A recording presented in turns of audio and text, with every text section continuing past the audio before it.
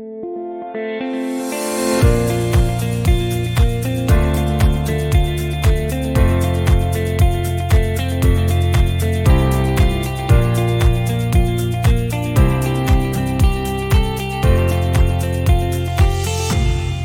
PowerPoint right here. So what is blockchain? So in the most basic, and I'm not going to say that I'm the most master at the technicalities of it, but in the most basic simplistic language is it's a public distributed ledger. So what that means is there's a copy of transactions or data that is on a ledger, and that is distributed equally to the public. So anybody that's participating on the network keeps a copy of that ledger, making it to where it makes it really, really difficult, if not really close to impossible, to fraudulate any transactions or data on that ledger. So if there's 1 million computers on the, let's say, Bitcoin network, and they're all keeping a copy of that ledger, well, that means 1 million of those computers are all validating all of those transactions. So it makes it, that's what brings the uniqueness in the blockchain, is that there's checks and balances across the entire network to keep it pure. And with that being said, it's decentralized. So there's not a government, there's not a bank, there's not an entity or a company or anything, organization that is issuing out the blockchain. It's completely decentralized. Anybody can take a part of it. You know, it's permissionless. You don't need permission to access Bitcoin. You don't need permission to access Ethereum. You don't need permission to buy and sell Ethereum. You don't need permission at all. And it's borderless. It's completely it's all throughout the entire world. As far as decentralized, you know, it's completely borderless. Anybody in the world has the opportunity of obtaining or being a part of the network. It doesn't matter where you're at in the world. Immutable, and that kind of goes with, you know, all of the computers and all the nodes on the network validating each other and securing the chain to keep them all in check, the checks and balances. And then trustless. So all the computers keeping track of all of that. You don't have to trust a human or an organization or entity in that to make sure that everything's flowing properly. The blockchain is completely trustless. It's taking the trust out of all of it. Let's see. All right, so this is just I don't want to confuse too many people with this. This is, I guess, what you can expect. This is a block, you know, block 1, and it's referred to as the Genesis block. So it's the very first block, and this has the data in it, in that block, and it's chained together to the next block. So you can see the block chain. So they're blocks of data, these ledgers that are chained together. And the blockchain always lives in the current state, and it's always referring to the previous block. So block 3 is not going to refer to the transactions on block 1. It's going to refer to the transactions on block 2. Hopefully that's pretty clear, but that's just, you know, as simple as you can make it. There's a ledger of data that is always in the current state, and like I said, completely decentralized across to anybody in the network. Because, you know, when a transaction happens, it basically rewrites block 1 to create block 2 based on what happened. If a sale or trade happens, then block 2 becomes the new ledger. So it basically rewrites the block and it creates a new block on that chain. Well, I would just change the word rewrite, because it can't alter. So whatever happens on block 1 cannot be changed. So that's cemented. Once it's secured and validated and confirmed on the chain, that's there forever. Nothing can change it. Block 2 will reference block 1, so it makes sure it'll check the wallets and the transactions, and it references the data from that, and it makes sure that nobody can double spend or confirming that they have those funds or that asset or that token in their wallet itself. So yeah, you're right. I would just change the rewrite to reference. Just rewriting the transactions that happen in 1 onto 2 so that the new ledger is accurate. But yeah, I don't know what the rewriting term is, but that's just trying to put it in my own mind. Right.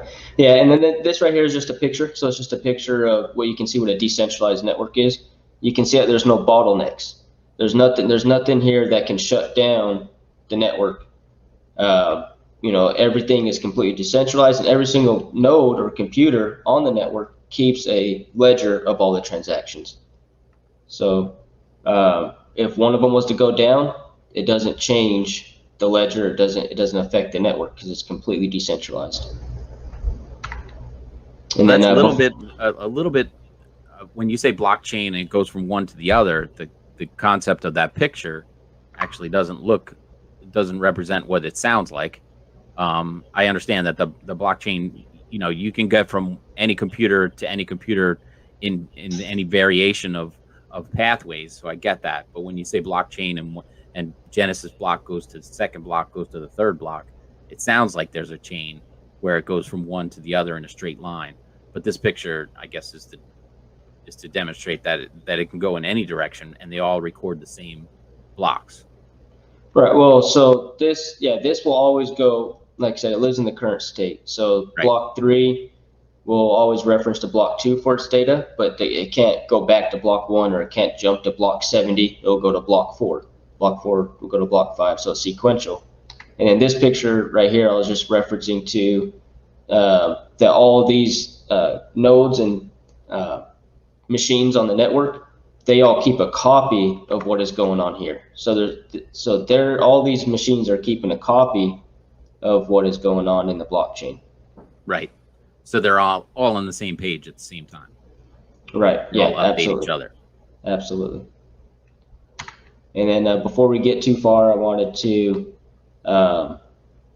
reorder these a little bit, so it may not flow too perfect. But I was talking about earlier today about how is a stock price determined, and this is the top definition of it, and it's essentially saying that a stock price in the New York Stock Exchange or Hong Kong Stock Exchange is determined by supply and demand.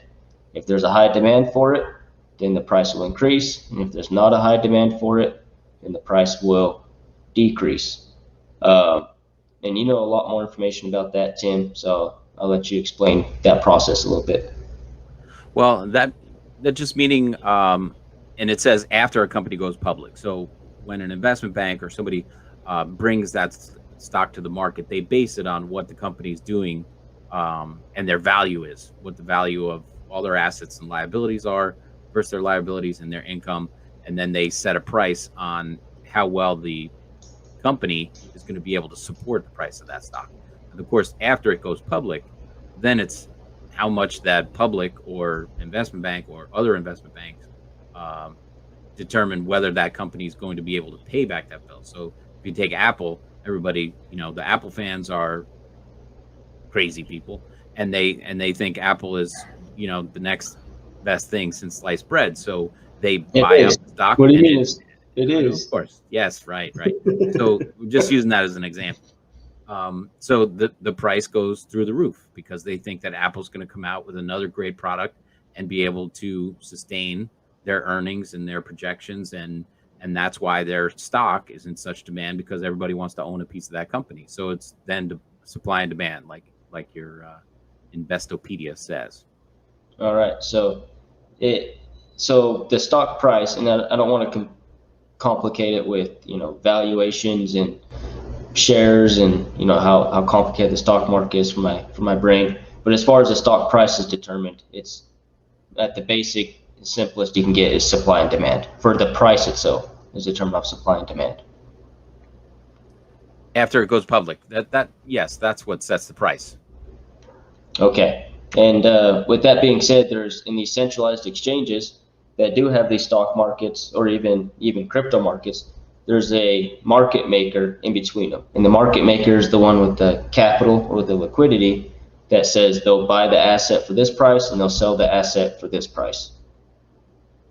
Exactly right. Right. So the market maker is the liquidity, but you can see that this is a bottleneck because you have to trust the market maker in the middle. You have to trust, or whether that's an institution, a bank, or a person, whoever it is, the people that have the liquidity, the market maker, you have to trust that they're willing to buy your asset. If they don't want to buy your asset, then what do you do with it? You're just stuck holding it. So it's very critical, and it's a bottleneck right there with the market maker. That's where the old saying, cut out the middleman, comes from.